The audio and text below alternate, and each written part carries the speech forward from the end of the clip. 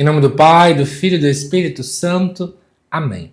Amados irmãos e irmãs, é com muita alegria que nós estamos aqui para juntos estudar e meditar a primeira leitura que a Igreja nos apresenta para esta terça-feira da 19ª semana do Tempo Comum. O texto de hoje se encontra lá em Ezequiel capítulo 2, versículo 8 até o versículo 4 do capítulo 3, que nos diz assim: Assim fala o Senhor: Quanto a ti, filho do homem, escuta o que eu te digo.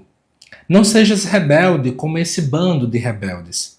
Abre a boca e come o que eu te vou dar. Eu olhei e vi uma mão estendida para mim. E na mão um livro enrolado. Desenrolou diante de mim. Estava escrito na frente e no verso. E nele havia cantos fúnebres, lamentações e ais.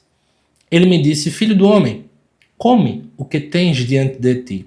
Come este rolo e fala aos filhos de Israel. Eu abri a boca e ele fez-me comer o rolo. Depois disse-me: Filho do homem, alimenta teu ventre e sacia as entranhas com este rolo que eu te dou.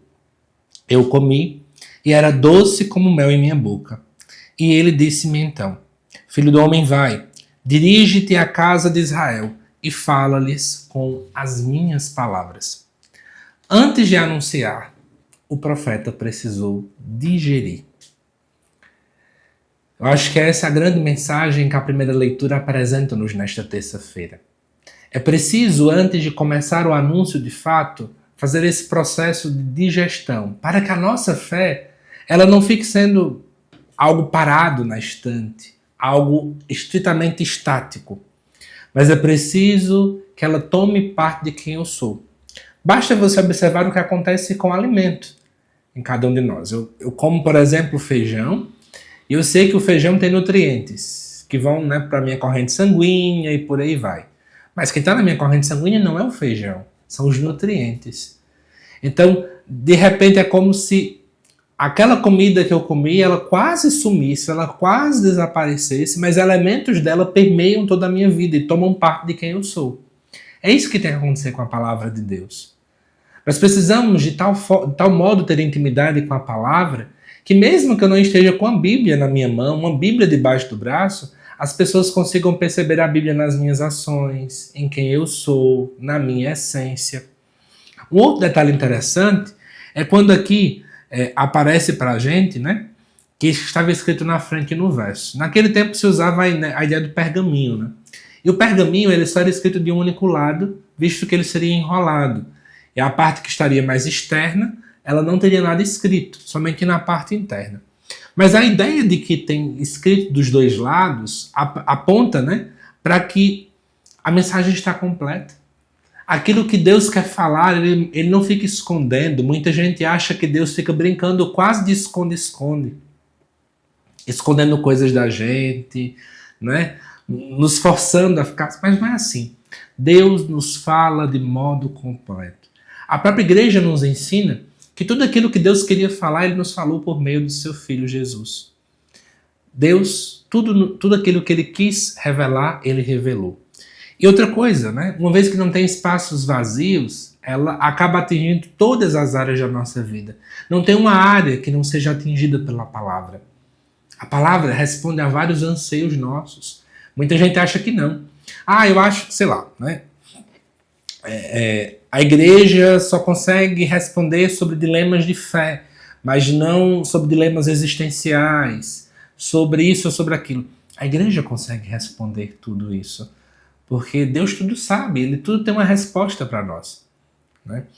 Uma outra coisa importante é que quando Ele come, quando Ele se alimenta, as lamentações, os ais, que são coisas tão duras, Ele diz que é doce. É estranho isso. Porque lamentação não é algo bom. Esses ais que eram usados pelos profetas era quando vinha algum tipo de denúncia, alguma exortação que vinha dali. Mas por que é doce? É doce, gente, porque é uma verdade. É doce porque é um remédio. É como um remédio ruim, Os mais antigos costumam dizer muito isso. Pelo menos eu escuto da minha mãe. Minha mãe chega e diz assim: olha, quando o remédio ele é ruim o sabor, ou quando ele arde, quando colocamos na ferida, aí é que ele é bom. Muita gente não tem essa visão. A mesma coisa acontece com a verdade. Às vezes a verdade dói. A verdade nos confronta, nos tira do nosso lugar comum, nos tira da zona de conforto. E muitas vezes sair da zona de conforto é extremamente delicado, mas é importante. E também funciona como uma espécie de uma cirurgia que dói, mas ela vem resolver todas as coisas. Assim é a palavra de Deus. Assim é a vontade de Deus. Não se engane, a vontade de Deus nem sempre é fácil. Eu escutei uma vez de um padre, em uma homilia, onde ele foi falar, né? Quando Deus disse que é para obedecer, é justamente porque não é fácil. Então ele pede que vá pela via da obediência. Obedecer à vontade de Deus não é fácil. Se fosse fácil, não precisava nem da palavra obediência. Seria praticamente natural para a gente. E é uma verdade. Amados irmãos e irmãs, eu volto para o ponto inicial. Antes de anunciar, paremos para digerir. Tem muita gente aí que acha que mal chegou na igreja hoje, já consegue assumir todos os cargos, já consegue fazer tudo, e aí se torna, desculpa a expressão, um papagaio, repetindo aquilo que todo mundo fala. E nós precisamos de evangelizadores que falem porque digeriram, que falem porque meditaram, que falem porque rezaram, que falem porque têm intimidade com o Senhor. Amados irmãos e irmãs, para finalizar, quero só dizer a vocês, como domingo nós vamos estar celebrando a Assunção de Nossa Senhora. Quero só lembrar a vocês que tem um curso aqui bem interessante, que eu já lancei aqui no canal e ele está aberto para vocês, que é o curso sobre o ofício da Imaculada Conceição à luz da Bíblia. Você que também quer digerir a palavra de Deus por meio de um curso, não pode perder. E claro, ao adquirir você está ajudando a esse trabalho de evangelização. Para adquirir, clica no link que está aí no início da descrição do vídeo. Prometo que você vai gostar muito.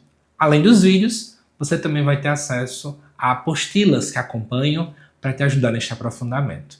Que Deus te abençoe e até daqui a pouco às 7 horas da noite.